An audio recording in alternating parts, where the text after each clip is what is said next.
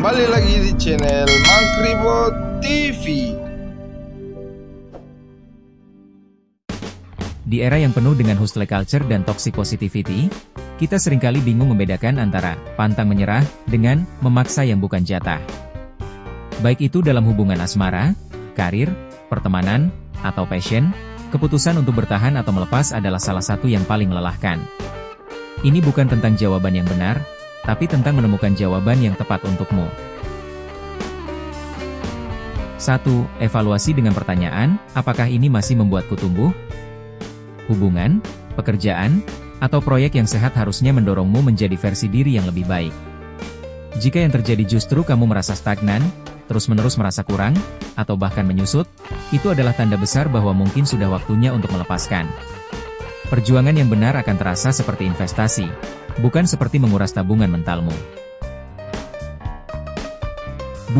Bedakan antara ketakutan dan cinta. Seringkali kita bertahan pada sesuatu bukan karena kita mencintainya, tapi karena kita takut kehilangannya.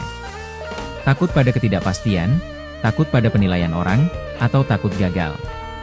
Tanyakan pada diri sendiri dengan jujur, aku bertahan karena cinta atau karena takut? Jika jawabannya adalah ketakutan, maka itu bukan alasan yang cukup untuk tetap bertahan. 3. Gunakan prinsip sunk cost fallacy sebagai peringatan. Jangan terjebak pada pemikiran, aku sudah terlalu banyak menginvestasikan waktu, uang, dan energi, jadi harus lanjut. Itu adalah jebakan sunk cost fallacy. Keputusan untuk melanjutkan harus didasarkan pada potensi kebahagiaan dan manfaat di masa depan, bukan pada kerugian yang sudah terjadi di masa lalu. Melepas bukan berarti kamu gagal, itu artinya kamu menghargai waktumu di masa yang akan datang. 4. Lihat polanya. Apakah sudah menjadi siklus yang tidak berujung?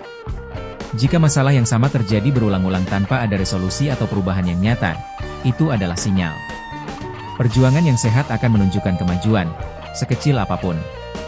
Jika kamu terus berputar dalam lingkaran yang sama tanpa jalan keluar, mungkin kamu sedang mempertahankan sesuatu yang sudah tidak bisa diperbaiki. 5. Tes dengan jeda dan jarak. Coba beri diri kamu jarak secara fisik dan emosional untuk sementara waktu.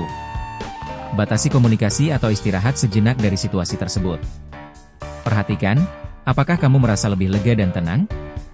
Atau justru merasa kehilangan dan siap untuk kembali dengan energi yang diperbarui? Perasaanmu selama jeda itu adalah penuntun yang sangat jujur. 6. Bayangkan hidupmu tanpa itu. Lakukan latihan imajinasi. Bayangkan hidupmu 5 tahun ke depan jika kamu melepasnya. Apakah terasa seperti kelegaan dan kebebasan?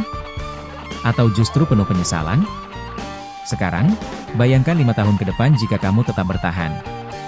Apakah terasa seperti pertumbuhan atau kelelahan? Jawaban dari latihan ini seringkali sangat jelas. 7. Dengarkan bahasa tubuh dan intuisi tubuhmu. Tubuhmu tidak pernah bohong. Perhatikan reaksinya ketika kamu memikirkan untuk bertahan atau melepas. Apakah kamu merasa mual, tegang, dan cemas? Atau merasa lega dan ringan? Tubuh seringkali memberikan sinyal yang lebih cepat dan lebih jujur daripada pikiran kita yang overthinking. 8. Bertahanlah untuk hal-hal yang sejalan dengan nilai intimu. Perjuangan itu layak dilakukan jika hal tersebut selaras dengan nilai-nilai paling mendasar dalam dirimu. Misalnya, nilai keluarga, pertumbuhan pribadi, atau integritas.